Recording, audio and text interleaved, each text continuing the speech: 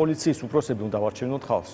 აი პოლიციის უფროსმა რო იცის, აი რომელიც აი ამ პოლიციის ხელმძღვანელი იქნებოდა, რომელიღაც განყოფილებაში ან სადღაც და იცის რომ იმ ხალხის წინაშეა პასუხისმგებელი, აი ვისი რაღაც ვისაც იჭერს, ვისაც რაღაც ურთიერთობა აქვს, მათი ნათესავები და შემდეგ ის ხო ამას არ დაუშვებდა.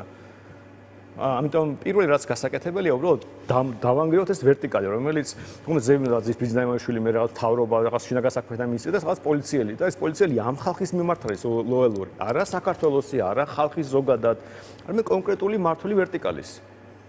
და არ აქვს მნიშვნელობა რას წერენ ფისში და რას ღერიან ჰიმნში და ასე შემდეგ. ამ მნიშვნელობა რა ფაქტობრივად ჩვენ ვიცით რომ ის ამ ვერტიკალს ემსახურება. და ამიტომ ეს უნდა შევცვალოთ, უნდა მოვაჭრათ თავი ვერტიკალის და იქ ვის ნიშნე თავარია პოლიციელი, ვის უნდა იყოს არჩეული ხალხის მიერ. შეიძლება ხალხი შეცდეს, მაგრამ პოლიციას მინიმუმ ეცოდინება მაინც რომ ამ ხალხის წინაშეა პასუხისმგებელი, იმიტომ რომ თუ ცუდად მოიქცევა, მე აღარ აირჩევენ.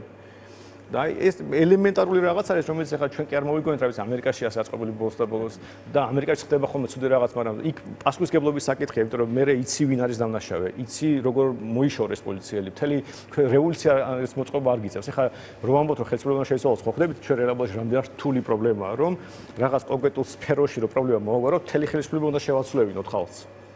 და ასე რამდენი სხვადასხვა პრობლემაა და თუ იცი რომ აი ეს პოლიციის უფროსია ადამიანის მიერ არჩეული იმ პოლიციის უფროსს შეცვლი და ის პრობლემა ლოკალურად მოგვარდება.